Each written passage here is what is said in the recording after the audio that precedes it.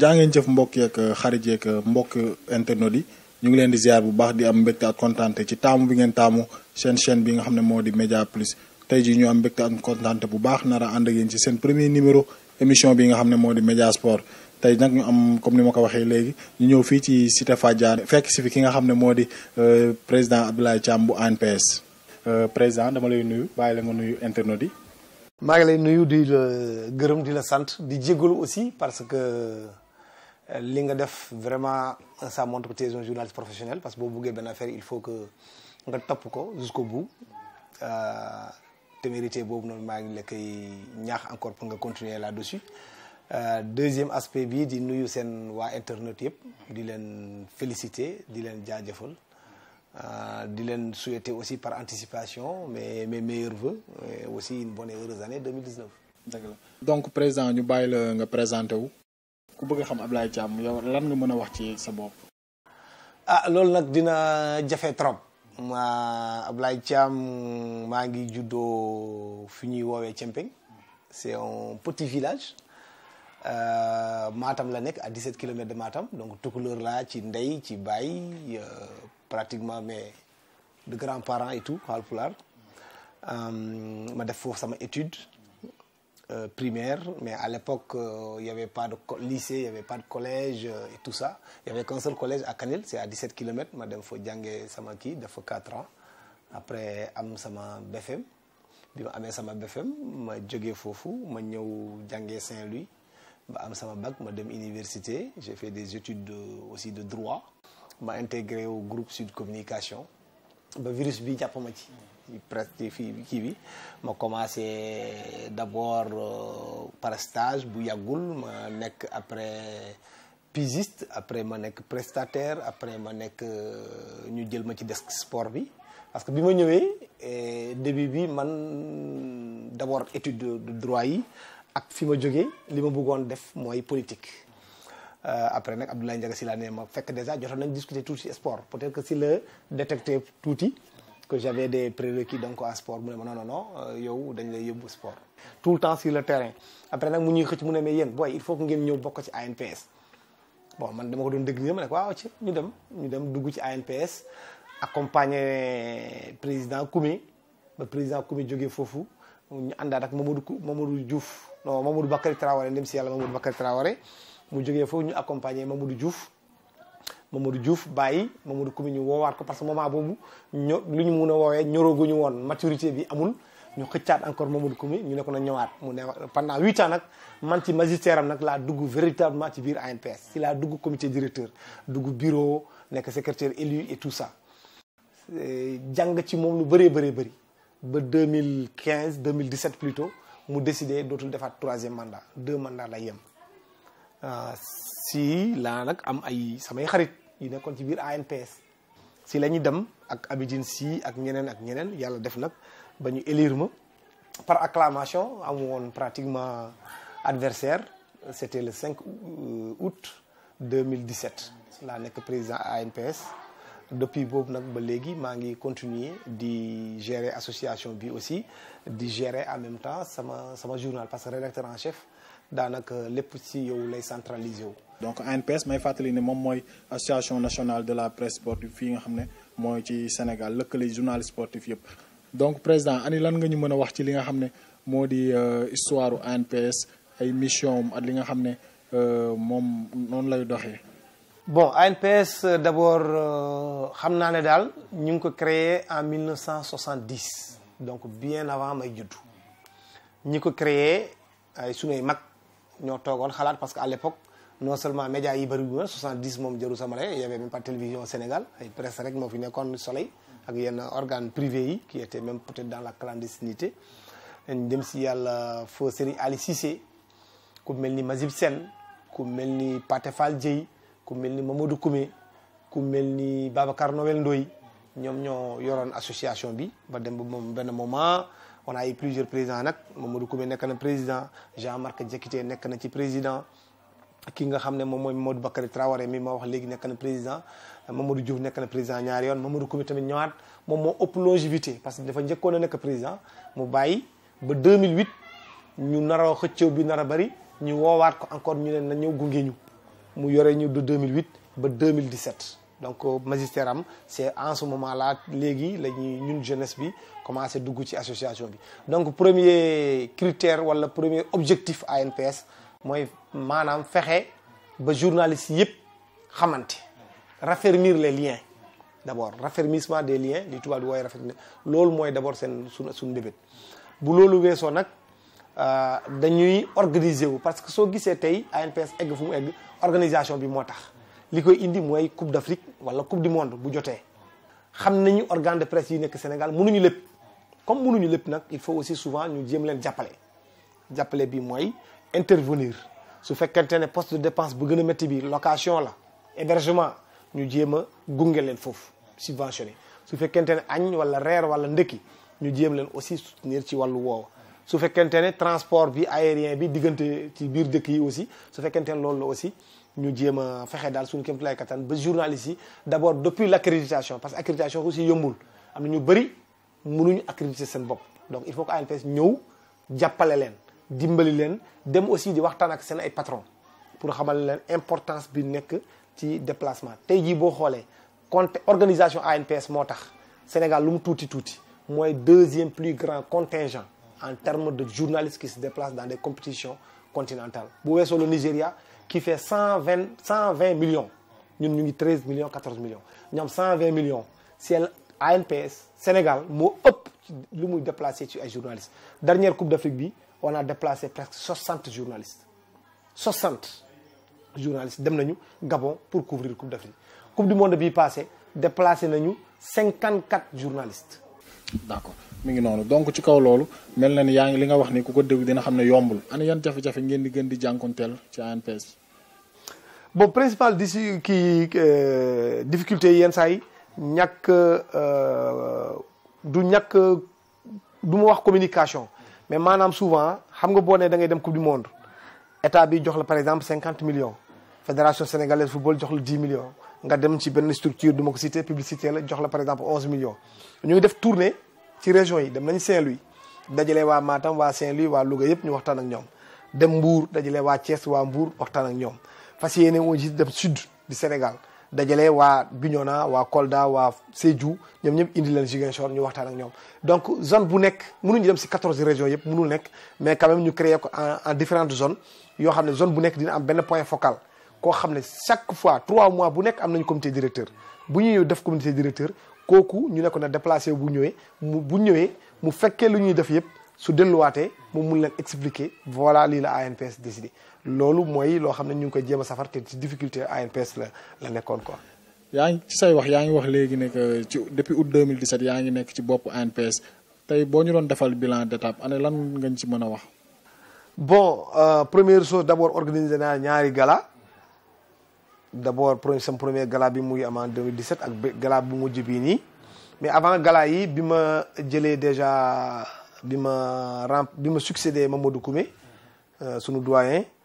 automatiquement dafa tombé Coupe d'Afrique basketball fële ci Mali jigéen yi donc il fallait que ñu accélérer la cadence pour xool naka la ñu war a def parce que suñu rôle mooy faciliter maanaam boo wàccee aéroport rek bul nekk di tumuranki di wër fan laay nekk fan laay fanaan fan laay déedéet dañuy envoyer tout le temps une mission de prospection tout le temps dañuy envoyer éclaireur Amidine moo joué woon rôle boobu Mor Bassine ñaa àndoon ak ñi nga xam ne dañ jaaroon ci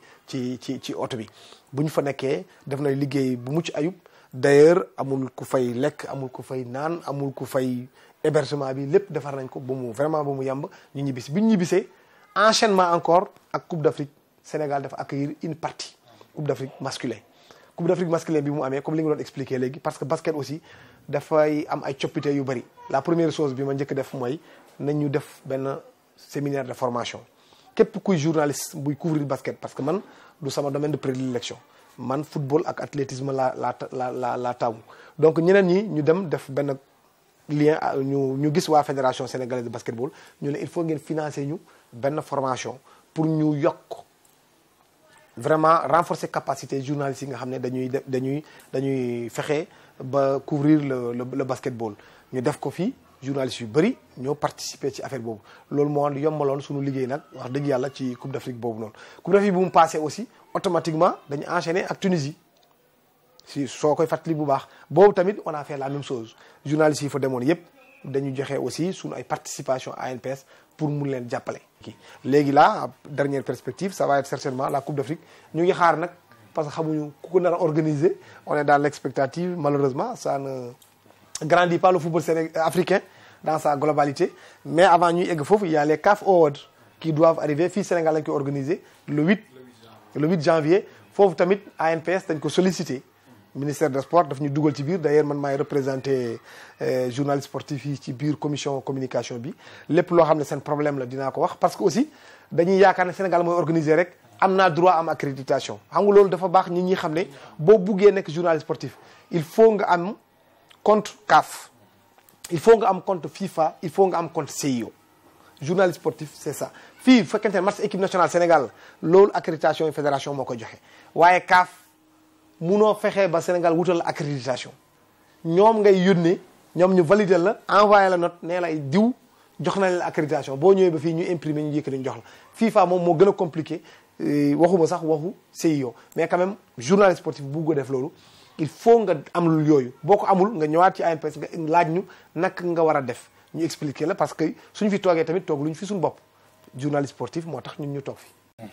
mi ngi noonu donc président yaakaar naa waxtaan bi yaatu na waxtaan nañ bu baax gën nga yaatal ci li nga xam ne moo di ANPS ak fonctionnement am donc dañuy dugg ci li nga xam ne moo di sport bi ci boppam. ani ban lecture nga ñuy defal ci at bii ñu nekk maanaam 2018 bi nga xam ne sunu gaynde yi beach soccer yi dem nañu ba daal di jël li nga xam ne moo di CAN bi waaye tamit ci UFOA bi sunu gaynde U20 yi dem jël ko fële ca Lomé waaye tamit ñi nga xam ne ñoo laataa loolu ñi nga xam ne ñooy U17 di jël ko fii ci Dakar. at ñi nga xam ne tamit ñoo di sunu lion yu handball bi nga xam ne ñoom dañoo def parcours bu honorable ci CAN bi ba qualifié coupe du monde donc ban lecture nga ñu mën a defal ci loolu. en tout cas man mënu ma wax ne dans sa globalité le Sénégal est émergent en tout cas football bi moom sport bi wax dëgg yàlla on touche du bois athlètes sénégalais yi ñu ngi def seen kéemtulaay kattan pour wane seen xarañ. lu ci am solo rek mooy xam nga yooyu boo koy def il faut que état bi par exemple waxuma sax ñu ngi leen di accompagner maanaam ci wàllum transport bi maanaam hébergement mais bu ñu ñibbisee aussi il faut ñu wut ay ndampaay yu duuf jox leen pour les permettre aussi d'être dans des conditions de performance cité nga fii léegi par exemple football bi mais par exemple ku mel ni Aboubacry Sédhiou Soumaré moom mooy champion d'Afrique de taekwondo moom moo gagné doomu Côte d'Ivoire bi nga xam ne moom mooy champion olympique te moom première participation am Agadir la dem te mu gagné ko foofu donc xam nga yooyu lu am solo la je peux continuer à citer boo xoolee tennis ñu ngi def seen kéemtalaay kattan boo demee judo sénégalais yi ñu ngi fay def jaloore boo demee Viet Vodao c'est une femme sénégalaise qui est championne du monde donc yooyu yëpp tey jii nii day wane ne rek il y a quelque chose qui est en train d'être fait d'abord par les fédérations mais accompagnement aussi état du Sénégal mais loolu rek du doy parce que wax nga li nga wax ni yëpp am na solo mais li firndeel ne Sénégal mu ngi liggéey ci wàllum sport rek mooy CIO jël décision jox Sénégal organisation Jeux olympiques de la jeunesse en 2022 man amoon naa chance fekkee ko dem ba Buenos Aires Argentine fekkee buñ koy jox ñooñu ce ne sont pas des enfants de cœur duñ ko defal Sénégal parce que Macky Sall moo ko jiite wala Matar Ba il s'habille bien wala il est ceci déedéet ñooñu dañuy càmbar xool surtout Sénégal kan la gagné Sénégal mu ngi gagné Tunisie Sénégal mu ngi gagné Botswana Sénégal mu ngi gagné Nigéria donc yooyu am solo la day gën a encore yokk suñu raaya mais il faut pas dormir sur nos lauriers comme tubaab yi ni mu koy faral di waxee donc nañu continuer li koy gën a nag parachever tout ça mooy yàlla sutural ñu ba Coupe d'Afrique bii di ñëw ñu jël le trophée continental parce que 1960 ba léegi ñu ngi xaar dégg nañu 65 ñoo fi amoon équipe bu gën a rëy ñëwaat encore 68 ñu ne ñoo fi amoon équipe bu gën a rëy nga ñëw 86 ñu ne équipe boobu noonu moo gën a baax boo ñëwee 2002 ñu ne boobu moo gën a baax boo ñëwee 2017 ñu ne ko waaw bii moo gën a baax loolu doy na y a trop de symphonie inachevée fu mu nekk nii problème yi ñu doon faral di am mooy gérer les détails te léegi maîtriser nañ ko suñu équipe nationale daanaka standing bu mu am à part yenn dëkk africains yi sous région bi yépp amul kenn ku ëppale Sénégal ci wàllum standing athlètes yi sont mis dans d'excellentes conditions li des nag mooy ñu organiser wu yokk organisation bi ñaax xale yi surtout ñu xam ne nag am nañu potentialité bi tey jii munoo yore équipe bu xam ne yaa ngi am Sadio Mané am Diao Baldé Keita am Kalidou Koulibaly am Kalidou Koulibaly ak yeneen joueurs yu baax a baax ñu ngi leen di gis championnat de France kii nga xam ne ñëpp ñu ngi koy xëccoo léegi le jeune qui joue à Ismaïla Sarr donc xam nga yooyu boo ko amee mun nga am njort bu rafet ne 2019 yàlla na ko yàlla motali mu nekk ndamu Sénégal. Moi je le dis pas seulement pour les autorités politiques mais dama xam sama peuple dama xam sama population fan la teg football sénégalais dañu bëgg football te dañu yàgg di xaar yàlla na ko yàlla motali comme ça 2019 bi mu nekk la consécration parce que l'attente a été trop longue te l'État a investi énormément dans un pays nag boo xam ne tout est prioritaire dëkk boo xam ne ba léegi ñu ngi am ay abri provisoire am na ñoo xam ne ba léegi suñu buggee naan ndox amuñu ndox de l'eau potable booy jël ay milliards et milliards di ko investir ci football ba di ko investir particulièrement ci équipe nationale A bi ñooñu tam ñu war nañ def seen kéemtulaay kattan pour indi trophée bi vraiment population bi soxla na ko. donc président yow naka nga gisee lu mu politique sportive bi nga xam ne moom la nguur gi teg fii ci Sénégal donc certes yaa ngi may wax ne que ay effort mi ngi am état ba ngi def ay investissement mais manque infrastructure yi est-ce que tamit loolu xawul suuxi li nga xam ne mooy doxalinu sport bi fii ci Sénégal. loolu tu as touché le doigt mooy problème principal bi mooy boobu maa ngi dama ko doon rappeler tout le temps dernière infrastructure bu Sénégal construire stade 1985 Léopold Sédar Senghor bi stade Amitié la woon ñu ngi koy tabax pour organiser la Coupe d'Afrique de 1992 donc tey jii nii su chef de l'État ñëwee defar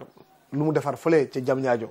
Dakar Arena defar fii beneen infrastructure bu toll nii lii nekk fii ci Pikine et en même temps wax la jeunesse sénégalaise mu ngi leen di jox rendez-vous en 2020 yàlla rek xam nag parce que on va vers les élections man xawma kan mooy gagner mais ce qui est clair il y aura la continuité de l'État muy moom il va donc l'inaugurer janvier 2020 on aura un stade olympique du Sénégal 50 000 places loolu amul leneen lu ñu doon xaar loolu lañ doon xaar parce que politique sportive mooy fexe sénégalais fu mu mënta nekk ci Sénégal mu pratiquer sport de son choix un sénégalais ne peut pas habiter à Kolda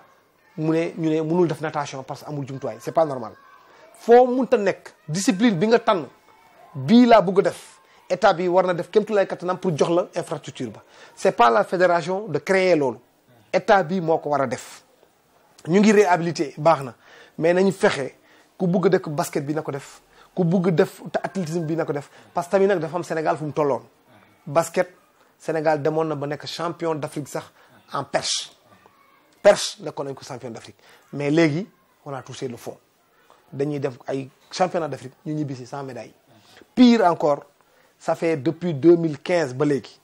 amul benn championnat d'Afrique wala championnat du monde plutôt wala Jeux olympiques bu ñuy dem fekk dañuy am lu ñuy woowee les minima parce que xam nga dafa am benn barème boo xam ne booy def compétition boo ko atteindreul mënoo participer te Jeux olympiques yi passé 2016 ñun yàlla dafa demoon nañu fa à Rio de Janeiro athlètes sénégalais yi fa nekkoon yëpp dañ leen invité championnat du monde athlètes sénégalais d'athlétisme yi fa nekkoon dañ leen invité loolu nekkul lu baax la parce que Sénégal dëkku sport la donc pour nga mun a defar loolu il faut d'abord la base sport bi il faut mu delluwaat ci école état bi aussi wàññi événementiel bi parce que il faut pas que gérer l'élite rek sport de masse bi dafa am solo élite bi nag mooy def bruit bu bëri équipe nationale du Sénégal xam nga amul ñeme woo sax naan ñu ne déedéet amuñu ndox wala amuñu lii déet ñëppay daw parce que c'est l'opium du peuple on peut comprendre mais boo gérer l'élite aussi il faut pas nga oublier sport de masse bi sport de masse bi il faut nga delluwaat ci école loolu rek moo ñu mun a sauver te loolu il faut que ñu dugal ko ci seen politique même su fekkente ne da ngay projeter man 2025 laa bëgg Coupe d'Afrique travailler à la base boo liggéeyul à la base rek day nekk événementiel Coupe d'Afrique jot na naka lañ war a def pour dajalee xaalis pour yóbbu équipe bi après mu jeex mu am ce qu'on appelle une génération spontanée ñoom El Hadj Diouf depuis 2002 ba léegi tu n'arrives pas à trouver une autre génération avant ñoom Jules François Bocandé la woon 86 da nga toog ba 2002 nga toogaat ba encore alors que on a ici une crème cité nga fii jarul may delluwaat si yooyu ñooñu waruñu disparaître U17 yi gis nañ ñu def U20 gis nañ ñu def et ça fait quand même moi je pense que nous sommes dans une piste dans une pente assez ascendante c'est extrêmement important parce que boo xoolee bu baax Sénégal 1997 95 la gajoon qualifié ci Coupe d'Afrique cadet sur le terrain ñoom Tony Silva ak yooyu ñu organiser en 2015 gars yi ne non dañu organiser moo tax il a fallu qu'on organise pour qu'on Coupe d'Afrique moo tax Sénégal participer mais yàlla def at bu ci topp on est allé jouer éliminatoire kan la ñu éliminé ñun ñoo éliminé Ghana ogre ci football africain la c'est l'un des pays en termes de petite catégorie le plus titré kan la ñu éliminé keneen Tunisie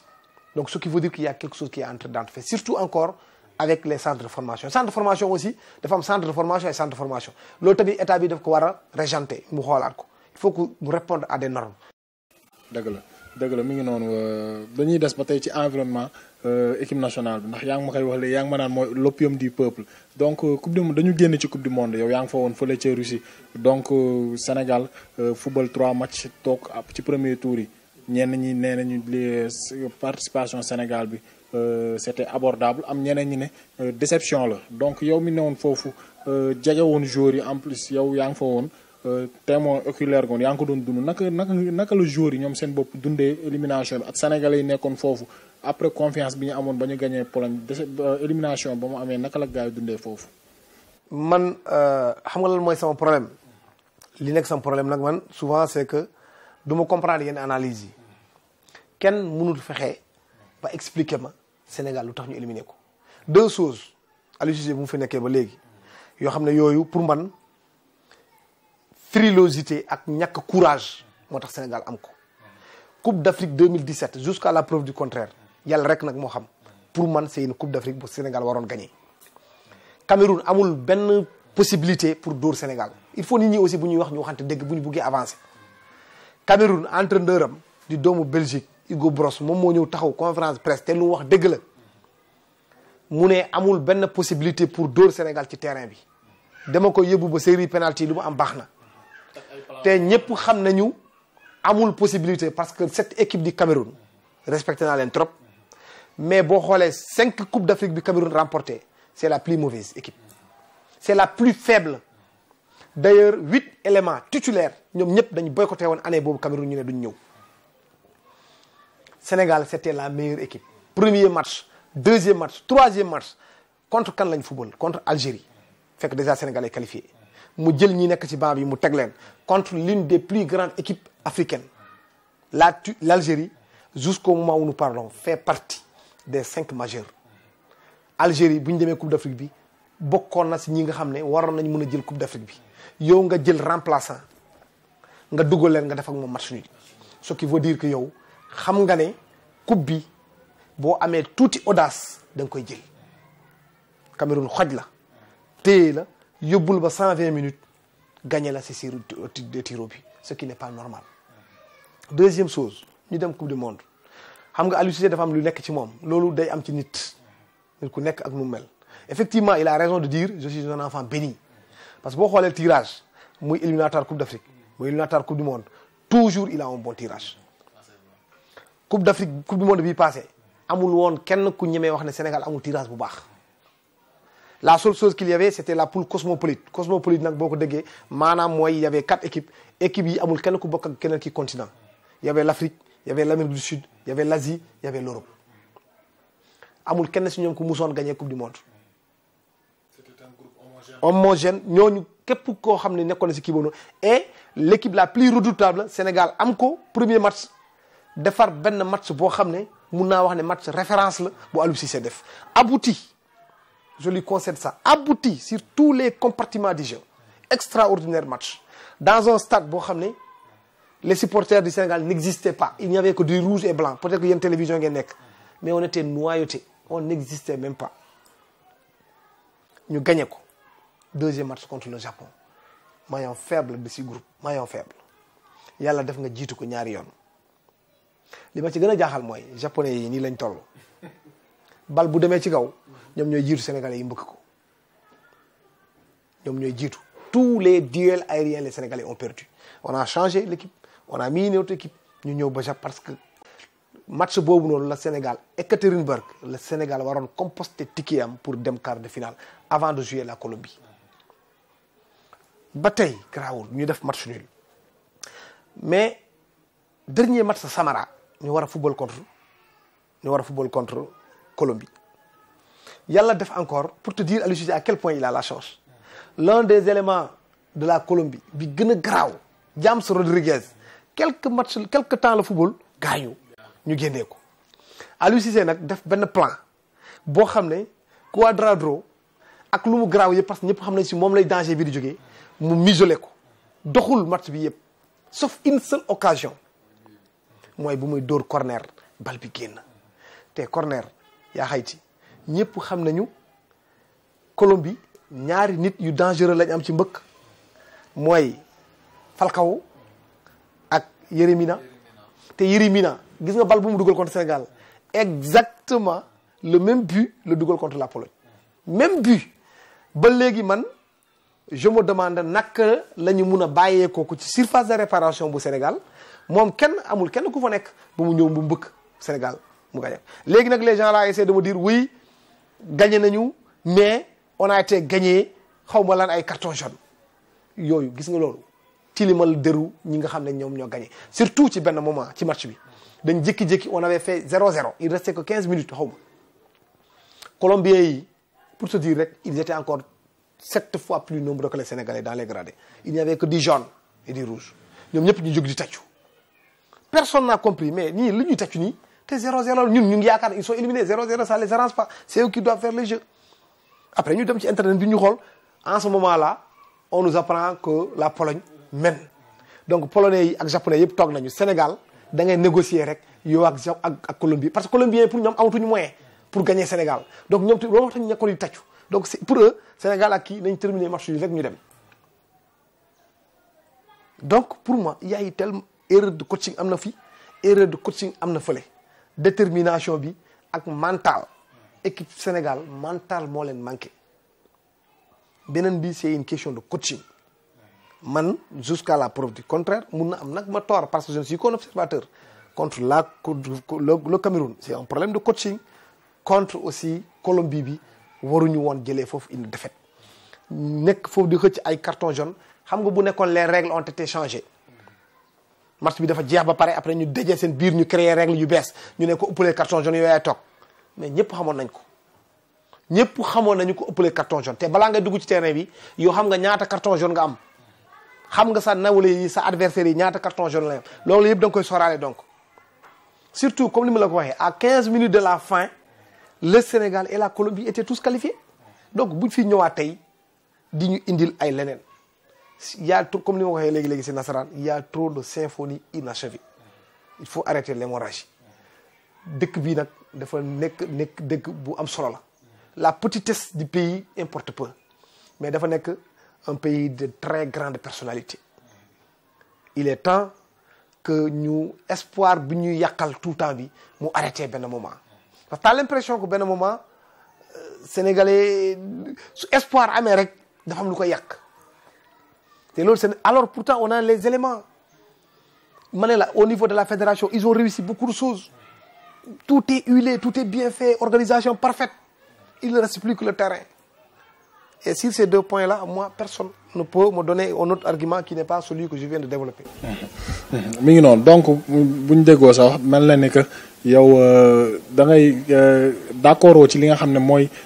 coaching bi ni muy doxalee ndax double échec li am ci CAN bi ñëpp nangu nañ ne loolu échec la ndax tamit comme li entraîneur camerounais bi wax dévoiler ay plan bi muy teg contre Sénégal avant le match bi jot mu def ko ba pare mu réussir en plus tamit échec bi ñu jëlee ci coupe du monde bi donc est-ce que tamit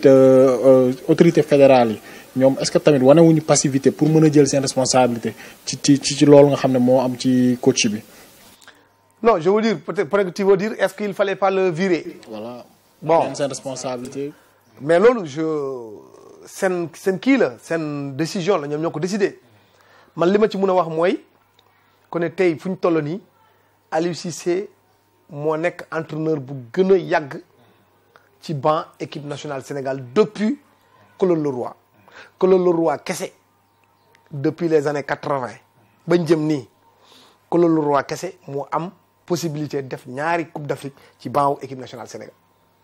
moo def 90 Sénégal éliminé en demi-finale mu ñëw 92 Sénégal éliminé en quart de finale képp ku fi toogoon boo defee benn coupe d'Afrique boo ñibbisee dàq nañ la mais moom il avait problème bi mooy fédéraux yi Aliou Cissé su fekkente ne dëgg rek moo neex yàlla bu ñu jógee Gabon ak Guinée équatoriale wala Guinée équatoriale en 2015 bi ñu ñibbisi ñoom bu ñu defee seen conférence de presse ba teg ko ba pare Aliou Cissé bokkul woon si ñi nga xam ne seen critères yi tànneef bi Aliou Cissé bokku ci woon. man je me souviens très bien d'avoir même écrit un papier la fait des ZAP Aliou Cissé les critères parlaient d'expérience, parlaient de beaucoup de choses yoo xam ne Aliou Cissé amu ko musul entraîné benn équipe. Louan Kizio le musa entraîné ñu dax ko mu ñëw équipe nationale Sénégal il était entraîneur adjoint de Karim Séga Diouf donc amul woon expérience boobu mais l'opinion publique nit ñi dañ koy xeeb dafa am puissance fii ci Sénégal et l'opinion publique presque qui a imposé Aliou Cissé ou ils prennent Aliou Cissé c'est du cru local nekk fii gars yi mënatuñu woon continuer di traiter avec les sorciers blancs li ñuy woowee les sorciers blancs mooy maanaam tubaab yi face à la situation ñu woo Aliou Cissé pour mu ñëw nekk entraîneur mu nekk entraîneur bu mu nekkee entraîneur fu ñu jógee nag moo tax peut-être que ñu jox ko assignation bi ñu ko jox parce que dañ ko ne yóbbuwaat ñu Coupe d'Afrique boo ñu yóbbuwaatee Coupe d'Afrique jàllale ñu premier tour mais loolu la def il nous a ramené à la Coupe d'Afrique avec brio grand chelem musul am dans l'histoire du football sénégalais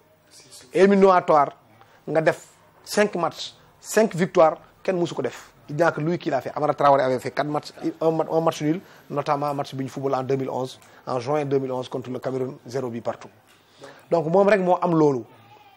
Nous devons encore yóbbuwaat ñu Coupe du Monde. Mu yóbbuwaat ñu encore Coupe du Monde. Xam nga yooyu donc nee nga ma yóbbu ma Coupe d'Afrique ma yóbbu la Coupe d'Afrique nee nga ne naa egg quart de finale ma egg quart de finale ma yem fa nee nga yóbbu ma Coupe du Monde ma yóbbu la Coupe du Monde encore mais Coupe du Monde bii bi ñu ñëwee mais c'est un échec. Personne ne peut m'expliquer autre que ça soit un échec. Maintenant, libre à eux, aujourd'hui, ce qui se passe, c'est que Aliou Cissé contrat mu ngi war a jeex le 5 mars. Augustin Senghor nee na dafa bëgg Aliou Cissé ñu yokkal ko ba 2021. man de d'accord naa ci. leneen daal laa xam ne en tant qu'observateur mënuma ci d'accord parce que dañu nekk ci situation boo xam ne lu ñuy woowee autonomie financière fédération amu ko. maanaam contrat bi ñett nit ñoo koy signé ñett parti du nit ñett parti. Il y a 3 tiers en droit. Fédération mooy employeur mais c'est incongru yow yaay employeur mais du yow yaay fay état bi mooy fay l'autre partie c'est Aliou Cissé nit nag booy dox nga faxastalu nga daanu bul jóg nga continuer sa dox da ngay xool fi nga faxastalu on a eu ici 2 cas de figure Alain Giresse si tu te souviens très bien wala Guy Stéphane Guy Stéphane bi ñu ko indee boobu mooy cas bu gën a rocambolesque dañ ko indi fii ci Sénégal ñu war ko dakk bi ko Togo éliminé Togo moo ñu ñëw fii Adebayor éliminé ñu fii ñu nar ko dakk ba gars yi ne sax dakk nañ ko pour insuffisance de résultats et objectifs non atteints Sayed Fakhri nem si yàlla Sayed Fakhri moo nekkoon président à l'époque on parlait de la cooptation c'était pas une fédération Youssou Ndiaye qui est juriste qui est juge président du conseil constitutionnel moo fi nekkoon nekk sax président du commission éthique du CIO une grande personnalité xool affaire bi gis Stéphane boo ko dakkoon enveloppe bu rëy lay yóbbaale parce que les termes du contrat aujourd'hui boo ko respecté wul FIFA moo lay obligé nga fay ko yow yaa ngi ne Aliou Cissé dama lay yokkal ba 2021 nga ne ko encore mais objectif bi nag mooy boo demee 2019 na nga gagné su demee 2019 bu gagnéwul nooy def da nga koy dax boo ko daxee tu vas lui payer jusqu'en 2021 c'est pourquoi pour moi en tant qu'observateur je suis d'accord que Aliou Cissé nañ ko accorder son contrat jusqu'en 2021 tout à fait d'accord parce que nit booy diriger tu as besoin de am stabilité tout en n'oubliant pas que Alain Giresse bu mu nekkee fii contrat am dafa waroon jeex juste après la Coupe d'Afrique kenn yokkulu ko Coupe d'Afrique bi su jeexee rek contrat bi après on renégocie contrat bi dafa jeex fekk Sénégal éliminé nañ mu dem mais soo ko ne demal yóbbul ma Coupe d'Afrique 2019 la indi ko su ko gagné xayrul on continue mais defal benn clause dans le contrat wala benn avenant dans le contrat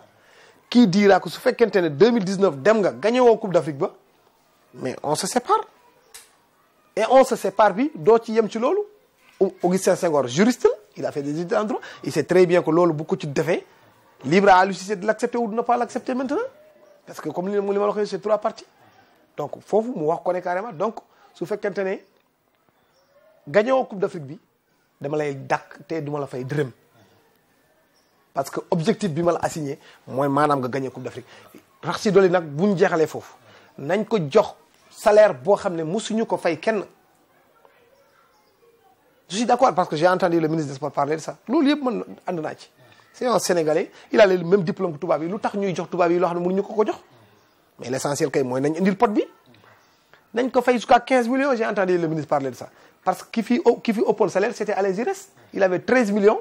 am oto am carburant am kër am ligne téléphonique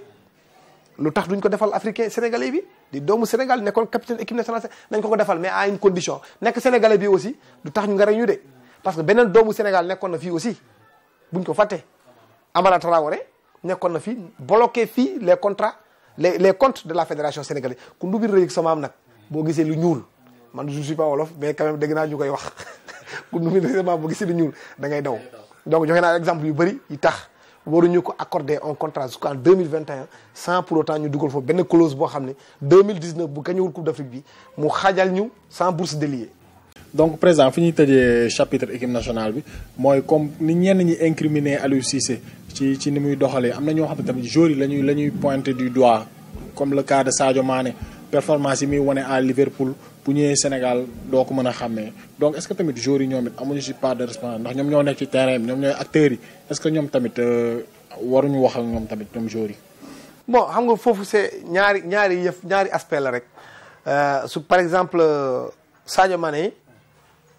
soo ko buggee attaquer ci côté boobu day xaw a jafee tuuti mais mun nañ ko aussi accepter parce que boo gisee ni muy déployé woo effectivement fële ci Liverpool te doo ko gis ci équipe nationale du Sénégal mun nga poser wu question yooyu noonu tu peux te dire ah mais lan moo waral lii on peut comprendre ça mais li nekk ci Liverpool aussi amul ci équipe nationale bu Sénégal parce que Liverpool c'est des joueurs yoo xam ne ay internationaux lañu moom lañ jël ñu dajale leen former lu ñuy woowee équipe week-end bu nekk dañuy dajee di football fii nag c'est une sélection maanaam dañ mun nañ toog ay 6 mois 7 mois 8 mois mun nañ toog at pour ñu dajale leen pour ñu mun a football donc l'un dans l'autre ça ne kii pas Aliou Cissé parce que Sadio Mané parce que aussi am na ñoo xam dañuy naan non Aliou Cissé moo ko permettre wul mu am possibilité ci terrain bii muy def di ko neex déedéet boo nekkee vedette boo nekkee star comme Sadio Mané boo tolloo fu mu toll il y a des choses yoo xam ne doo xaar ba entraîneur bi ne la defal lii yow yaa koy defal sa bopp El Hadj Diouf bu mu fi nekkee bu ñëwee mun nga ko wax lu nekk du fanaan ci lal bi day dem fii baa ju duggee ci terrain bi da lay wane man maa fi nekk te man maay patron bi te dinaa leen wane man maay patron bi day ñëw mu wane ko ba mu mot sëkk donc c'est ñaari aspect la il y a deux côtés l'utilisation Aliou Cissé nag dans son coaching man li ma koy reprocher mooy le kick and rush mooy maanaam milieu terrain bi du football day jël bal bi défense rek tëmbal xam nga booy tëmbal nag na nga am ay joueurs yu toll ni Drogba ay gaynde lañu ay vrai ponkol lañu maanaam bal aérienne yi dañuy xeex gagné ko pivoter mbëkk joxe bal yi loolu mun nañ ko comprendre mais yow amoo ay pivot da ngay jël bal bi défense rek nga sànni loolu moo tax nag et puis jàngat nag pendant 3 ans loolu moo tax actuellement li ñuy woowee état de grâce dafa jeex ci moom soo gisee léegi lañ koy commencer di critiquer et état de grâce bu mu am amul benn entraîneur bu ko musa am fii 3 ans nga yore équipe nationale du Sénégal et les gens quand même état de grâce bi a longtemps duré moo tax critiques yi commencé dal ci kawam surtout encore coupe d'Afrique bi nu mu ko dawalee nu mu ko doxalee ak coupe du monde bi ak joueurs yu mu yor parce que mun na am ñeneen ñu ngi naan oui su fekkente ne beneen entraîneur moo ko yoroon mun na defalee leneen mais quand même li ñu koy mën a wax rek mooy aussi que ni booy jiite aussi il faut que nga flexible entraîneur bi mënul nekk star bi joueurs yi la su fekkente ne entraîneur dafa bëgg jàppee boppam star rek soo moytul day am problème ak joueurs yi parce que tamit nag affaire bi muy commencé yàgg trop kenn mënul comprendre léegi lan moo ko booleeg Famara Diédhiou parce que tant que waxul ñun mënuñu ko comprendre munoo ma génne liste ba pare nga dem réserviste tubaab nag ñun ñëpp jàng nañ ko dem nañ ba université jàng ko réserviste mooy su fekkente ne am na ku fi gaañu yéen ñi nga xam ne dama leen fiy teg à côté ñooy kooku laay indi ma dugal ko waaye réserviste yi mënuñ fi nekk mu am ku blessé nga dem jëli keneen koo xam ne bokkul ci réserviste yi dinaa xoolaat sama bopp waaye léegi lu tax mu def réserviste yi donc yooyu yëpp c'est des manquements yoo xam ne tant que communiqué wul tant que waxul loolu boo kan si jàngoro Aliou Cissé comme par exemple bu mu jëlee équipe nationale du Sénégal toog na at waxul ak benn journaliste sénégalais jógee coupe du monde ñibbisi amul benn interview bu mu accordé journaliste sénégalais rax ci dolli mu dem parler ak l'équipe xoolal l'équipe lu mu def Aliou Cissé bu mu defee interview bi ba pare l'équipe xam nga fu mu ko dugal dafa am benn rubrique bu tudd abonné man pour mu am interview bi dama dugal sama carte ma fay 1 € xamoon nañu sénégalais yi dinañ jënd imagine sama entraîneur war a wax ak sama dëkk sama askan war a wax ak sama population waxul ak kenn si ñoom dem wax ak tubaab yi di ma jaay li Aliou Cissé wax xam nga loolu mënul neex soo moo nekkee sénégalais ça ne peut pas te plaire donc am na benn aspect boo xam ne moom tamit waruñu ko ngañ rek est-ce que aussi fédération def na lu war a def pour mu mun a wax ak nit ñi parce que loolu man dese na ma leer munoo bàyyi nit ki di def lu ko neex te yow yaa koy employé c'est pas possible il y a des non-dits il faut que ñu expliquer ñu concrètement parce que boo bëggee yëf yi avancé ñu ñëpp ñoo bokk benn mbuus man du ma dem Russie Sénégal bu fa nekkulee sama organe du def ak man di def ci man ay millions di ma yóbbu Russie fekk Sénégal demu fa équipe nationale kenn gënuñu ko bëgg au contraire même lu ñuy dawal sax di wax ci journaliste yi way ngay génnee sa 11 gis nga Real de Madrid wala FC Barcelone ñëpp xam nañ le 11 de départ bu ñuy teg loolu xewi na ay boo ubbee kii bi gars yi dañuy ñëw filmer ay gars yi dañuy ñëw filmer après ñu génne ko ci internet bi tout le monde sait comment tu joues c'est du n'importe quoi xam nga loolu c'est une fuite en avant le FC Barcelone tout le monde sait comment il joue la France qui gagne Coupe du Monde c'était open tous les jours da ko li ma la wax al équipe Bruno Metsu bu 2002 un Sénégalais bu dëkk Fongolemi boo ko yeewee 3 heures du matin nga ne ko jox ko ordre de départ bi mu jox la ko te munoo ko tere gagner te dina la gagner ça c'est des faux débats je suis vraiment désolé mais c'est un très faux débat te kenn gënul nag journaliste sportif yi nekk patriote lu bëri xam nañ ko ci équipe nationale bi binduñu ko waxuñu ko kenn déggul ñu wax ci aussi bien en politique aussi bien en sport li ma lay wax ni c'est d'une manière générale bu nit ñi yaakaar ni journaliste yi lu ñu xam ñu wax ko dañuy nax seen bopp parce que duñu ay ovni objet volant non identifié déedéet nous sommes issus d'une société il y a des choses on ne peut pas le faire kooku il faut que les gens là le comprennent amul kenn ku ñuy gën a bëgg équipe yi kenn. mais dogguma la est-ce que foofu tamit moom combattre na yenn faits divers yi doon am équipe nationale da ngeen amul lu ngeen bind wala da ngeen gisul lu ngeen bind ndax gars yi nee nañ moom yi doon am équipe nationale yëpp faits divers yi nga doon dégg yëpp moom jëlee na ko fa. non xam nga non faits divers sax xam nga yooyu yëpp période la rek 2002 fan moo ëppoon fi faits divers El Hadj Diouf man 2002 maa ngi immeuble fan El Hadj Diouf bis bu yàlla sakk les arcades lay fanaan ma ne la bu duggee ci terrain bi day def kiyam kenn mënu ko woon tere aujourd'hui c'est une autre mentalité ça aussi il faut qu'on le reconnaisse si joueurs yi parce que yëf yi aussi moo évolué il y a des joueurs yoo xam ne jomba nañu ñu toog seen yu waajur ñu naan def ngeen lii les choses ont évolué d'une manière vraiment positive ce n'est pas ça le problème ñun soxlawuñu fait divers 2002 am na ay organe de presse yu déplacé wu Sénégal dem ba Mali xam nga lan moo leen fa yóbbu ñu ne ñun li ñu yóbbu mooy du liy passé ci terrain bi lu demul ci terrain bi rek moo ñu yóbbu ñun faale wuñu terrain ba su match bi jeexee guddi gi la ñuy dem biblos ñu toog foofu di xaar joueurs yi ba joueurs yi ñu fekk leen foofu ñu am lu ñuy bind ils ont choisi c'est leur ligne éditoriale dans tous les pays du monde ça existe kooku c'est pas ça le problème yàlla daf ñu jox ay boy yoo xam ne ay boy yu bien lañu mais nit rekk nga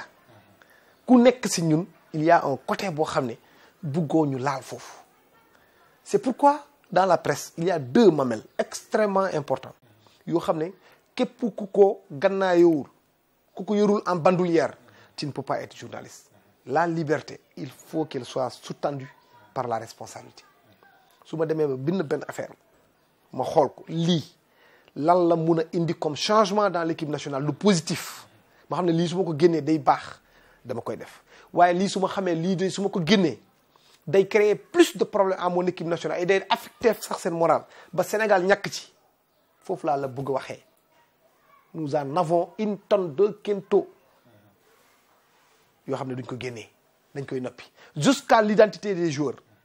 yoo xam ne xam nañ leen bu baax a baax a baax te duñ wax bu nekkoon tubaab yi tey taal nañ ko fii ci dëkk bi waxuñu ko ñu ngi noppi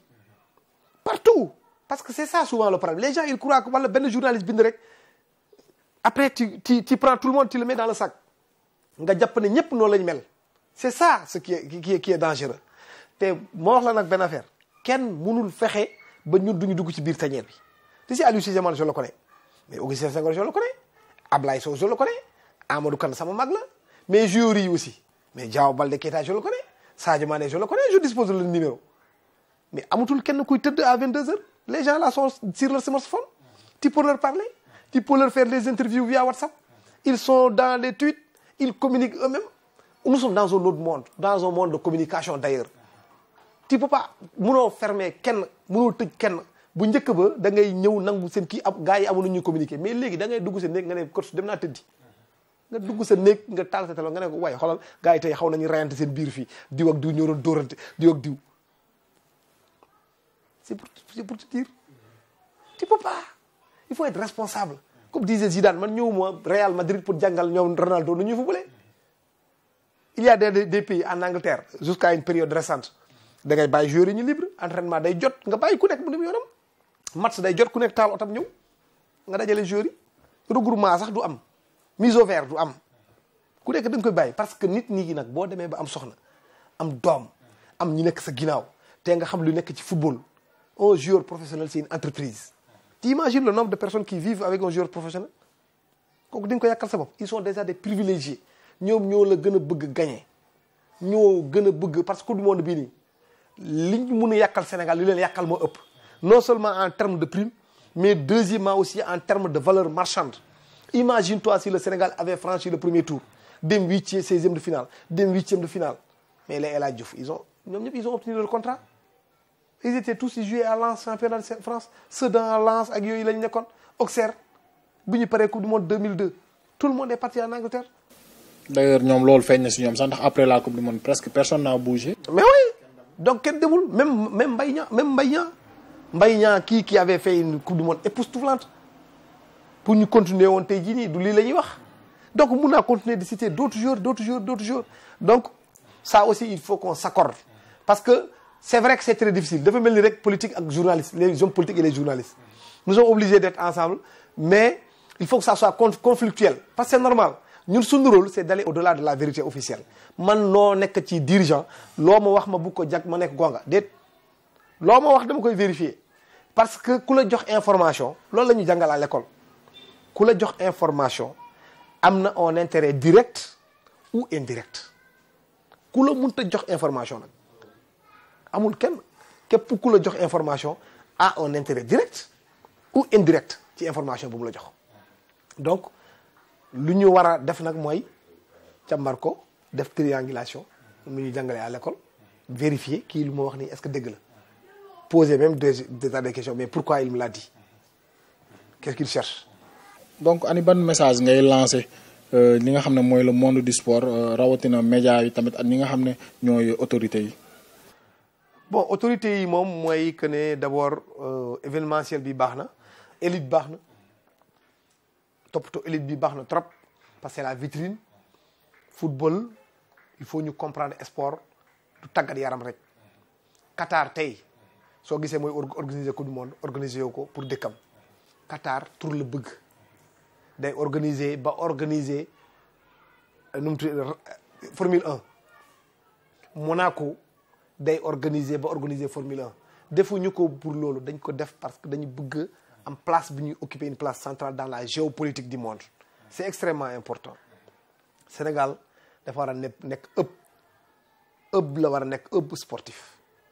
te tant que yooyu noonu wax dëgg yàlla ñu ngi si buñ ko bàyyi ci médias yi nag li may wax mooy que les gens nañu yokk humilité tu sais li ñu gën a sonal pour la plupart des journalistes mooy côté boobu parce que xam nga télévision surtout ak rajo dafa graaw xam nga ñun nous sommes des journalistes presse écrite da ngay yeewu rek nga gis Abdoulaye Thiam mais mosoo ko gis mais télé soo deful attention rek da ngay yaakaar ne yow yaay Patrick Poivre d'Arvor xam nga donc nañu yokk humilité bi rek ñu xool aussi suñu ay mag parce que nit day am royuwaay parce que boo xoolee de très grands journalistes au Sénégal j'ai l'habitude de les citer les Abdoulaye Ndiaga Sylla Babacar Touré xam nga soo xoolee Babacar Khalifa Ndiaye c'est des gens qui Babacar Khalifa Ndiaye par exemple il pèse 15 coupes d'Afrique 6 coupes du monde des Jeux olympiques mais quand tu le vois une modestie extraordinaire humilité te pourtant moo la gën a jàng moo la dàq bind moo la ëpp xam-xam mais day wàcce boppam. Donc ñun suñu métier c'est se remettre tout le temps en cause. Il faut jamais avoir des certitudes sur certains trucs. Toujours se remettre en cause, toujours jàngat, toujours gëstu, toujours faire attention. Mais nag faxastalu bi day am parce que métier de risque la da ngay bind ci nit ñi da ngay wax ci nit ñi mais gëstul toujours gëstu. Il faut beaucoup lire, il faut beaucoup lire. Malheureusement actuellement la plupart des jeunes ils ne lisent plus. dañuy yàkkamti tellement te ñu jàppee journalisme hobby. Ils sont tous devenus des carriéristes. Génn télé 2 jours 3 jours ils nekk chargé de communication et après ils veulent devenir xam nga donc yooyu c'est un véritable problème mais quand même ils ont un avantage surtout loo xam ne mag ñi fi nekkoon amuñu ko woon parce que aujourd'hui tu as l'internet loo bëgg a xam di nga ko xam pour vérifier l'information encore ça devient beaucoup plus facile et kii bëri nañu du CESTI rek moo fi nekk d'autres écoles ñu ngi fii di former ainsi de suite donc affaire bi dafa yokkuwaay boo xam ne képp ku bëgg nekk ci lu baax di nga nekk ci lu baax donc man wax jooju laa amoon pour leur encore lancer un appel et surtout demander particulièrement aux membres de l'ANPS de redoubler d'efforts. Nous sommes open, ouverts à tout le monde. Ku mën a ñëw am kartam na ñëw am kartam indi aussi contribution parce que benn xel rek du doy benn xalaat rek du doy amul nag xale nga amul mag nga amul kii déedéet mais ouvert à tout le monde ko ñëpp ñu ñëw participer ci association bi jàpp ci comme ça ñu apporter notre contribution dans le développement du Sénégal voilà. donc président ñu bàyyi la nga wax sa kàddu gu mujj. non dama leen di remercier bu baax a baax di leen wax aussi na ngeen continuer ci aspect boobu parce que sport lu am solo la et il faut surtout se battre dans les rédactions parce que boo deful attention boo nekkee journaliste sportif gars yi dañ lay dans les rédactions là dañ leen di xaw a négliger tuuti quoi donc il faut toujours une bataille parce que bataille bi nag yow yaa koy wone parce que ñun presse écrite par exemple il faut être la une. faut être à la une bi nag yow yaa ko mën a kii journaliste dafa war a def kéemtulaay kattanam pour papier am di dem ci une journal bi yéen tamit ngeen redoubler d'effort faire des propositions parce que tey ñi ñu war a wane bari nañu ñun keroog wan nañ fi Abdoulaye Seye Moro baax na yenn saa yi ngeen créer rubrique yu mel noonu nitu dëmb yi Abdoulaye Seye Moro waa ngi fii El Hadj Malick Sy Souris ay nitu xam-xam lañu ñu ngi toog jàpp seen njàmbur. Comme ni nga def ak man par exemple tu m'as appelé une fois 2 fois tout si tu as l'opportunité d'avoir un Youssou Ndiaye c'est des mines d'informations tu vois ñoom ñëpp ñu ngi fi Mamadou Koumé Abdoulaye Ndiaga Sylla pousser bul xaddi bul kii mais pousser encore une fois parce que c'est ça le plus important c'est avec ça seulement que sa liggéey bi di mun a am payoor quoi en tout cas c'est sunu payoor c'est ça on n'est pas riche journaliste moom ku bugg am alal moom ku bugg am des milliards fexeel wuti beneen job mais nous avons un métier noble extrêmement noble donc nañ ci jàpp rek ñu teew bàyyi jërë ngeen jëf encore une fois. donc président yow ñu ngi lay jaajëfal bu baax am nañ mbégte ak kontaante bu baax ci dalal bi ñu dalal donte sa temps mayuñu ko ndax gis nañ emploi temps bu chargé bi waaye bañ la wooyee da nga ñu yombal lépp donc ñu ngi lay jaajëfal bu baax. di am mbégte ak kontaante donc ci kaw loolu tamit may profité di ziar di jaajëfal tamit ñi nga xam ne ñooy suñu ami internautes yi nga xam ne ñooy suivre seen chaîne bi di Média Plus donc ñu leen di jaajëfal bu baax may gërëmaale tamit équipe technique bi nga xam ne moomu gunge fii ci Parcelles si maanaam Cité Fadia donc dama leen di jox rendez-vous prochainement ci beneen numéro bu Média Sport jaa ngeen jëf